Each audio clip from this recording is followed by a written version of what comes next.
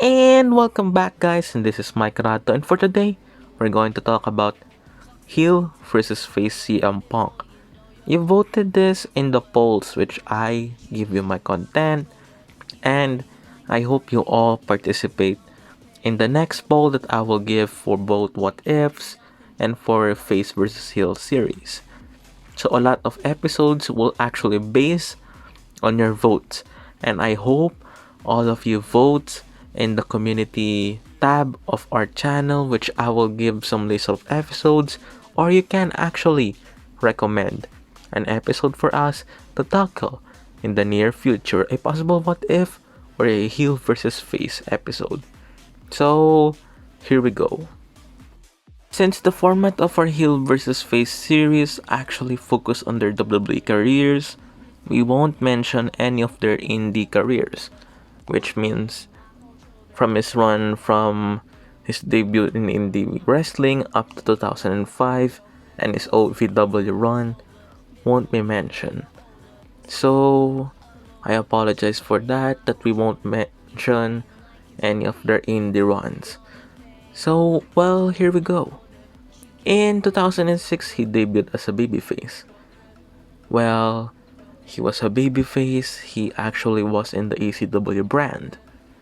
And during his babyface run here, he is actually one of the focal points of that brand and became the face of that brand when ECW legends are leaving WWE. He became the face of the brand in 2007 when he was the top guy. He was the ECW champion. And I think he kind of had a tweener run here. He turned heel and turned face, which during the feud between the new guys and the old ECW legends, I forget if it is the new breed or something like that, which they were called. So that's this more small heel, or I think tweenerish type of CM Punk, and he didn't turn heel that much. So fast forward, CM Punk has been the champion for that brand, the babyface champion, and in 2008, he won the Money in the Bank briefcase. He is still a babyface during this point, and when he actually cashed in the World Money in the Bank briefcase to win the World Heavyweight Championship, he is still a babyface. He fought guys like JBL and Batista, and unfortunately for him, well, he didn't lose the title in his own hands. While he was taken out by Legacy during the time Randy Orton punted him, and that's it for his title reign. So what happens for him then? He won the tag team championship with Kofi Kingston against Legacy. He actually had a intercontinental title run which lasted for a few months or few days and then lost it to JBL. So what happens after that? He won his second Money in the Bank briefcase, which this actually led to his heel turn in 2009. He feuded with Umaga, but the briefcase is not on the line. And then he feuded now with Jeff Hardy when he cashed in his Money in the Bank briefcase against Hardy, ending Hardy's reign in mere minutes after he won the match against Edge. Well, when Punk was the champion, people are starting to boo him because Jeff Hardy was the face of SmackDown during that point. He was over from 2008 up to 2009. So what happens? WWE slowly actually turned him heel. It started with a tease on the Bash when he actually accidentally kicked the referee, and he actually had this huge heel turn which started from 2009 up to 2011. During his heel turn, he actually put his straight edge real life lifestyle to actually feud with Jeff Hardy, who is the complete opposite of CM Punk, who is living his life to the fullest. So a guy who's actually had a lot of issues, and then the guy who's actually pure So that's the rivalry, which audience are booing Punk even though he teaches them a good lesson of living a clean life. So after that feud, which was actually one of the greatest feud in 2009, and causing also Jeff Hardy to leave the company, well, WWE actually didn't want Hardy to go, but I think it was actually again for his issues. That's why he left the company. Punk feuded with The Undertaker and even had this screw job. And after that, well, Punk lost the title to The Undertaker and he formed the Straight Edge Society after. When he formed the Straight Edge Society, he started also to grow his beard and he kind of looked like some people actually looks like Jesus Christ for some reason because of the beard and the long hair. And after that persona, well, Punk is actually shaving people bald. He actually made Serena a female, turned her, and actually she was bald during her time in the Straight Edge Society. Festus, now known as Luke Gallows, was actually part of the Straight Edge Society. Even Joey Mercury joined the Straight Edge Society. So his feuds are with Rey Mysterio, Big Show, and yeah, CM Punk during that time, I think he lost a lot of feuds. Well, I think this was also the time that Undertaker and Punk has some issues backstage due to his clothing attire in events. That's why he lost the World Heavyweight Championship and here he is now in 2010 making segments and losing a lot of matches.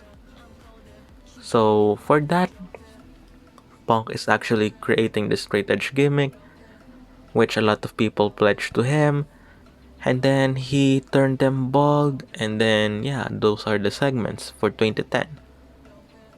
And then Punk was injured during 2010 and he joined the commentary team from I think the almost the fourth quarter of 2010 up to the first quarter of 2011 before he returns and actually feuded with Randy Orton and John Cena during his time in the Nexus.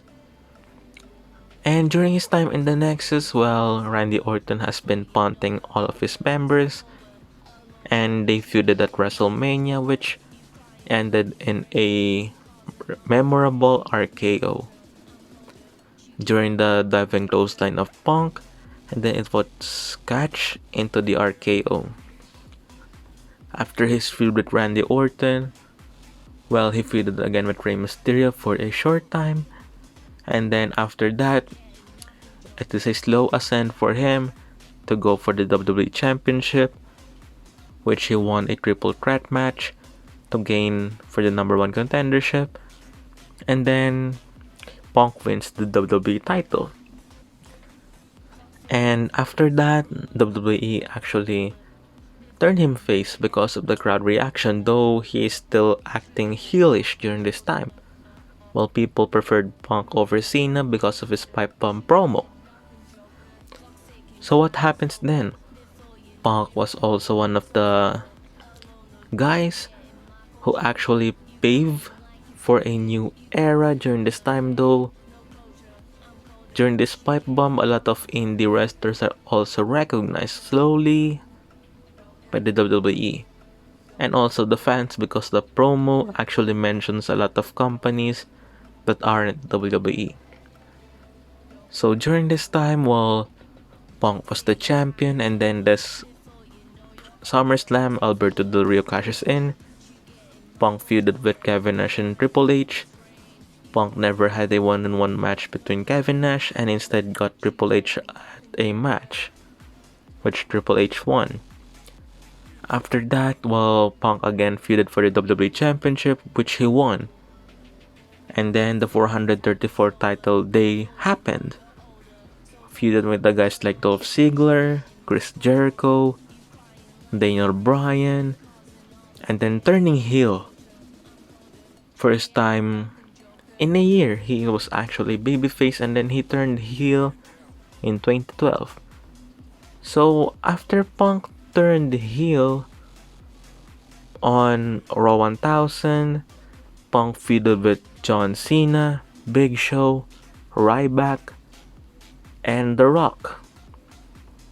So, and even people are accusing him of actually being joined by the Shield because of the attacks to his contenders. So that happens, that storyline happens, Punk dropped the title, and during this time, while he is slowly becoming unhappy. And when he fought The Undertaker at WrestleMania, he took a time off. I think it's for 2 months or a month. Correct me if I'm wrong. Punk was gone from April up to Payback, which returned at Chicago, which according to one of the podcasts Punk was actually having with Colt Cabana, he wants to return at SummerSlam instead of Payback because of his pending injuries. So after his return, he turned babyface again.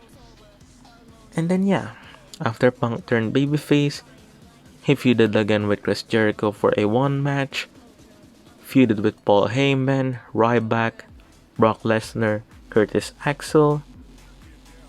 After that, feuded also with The Shield. And then feuded also with Corporate Kane. And then he left at Royal Rumble 2014.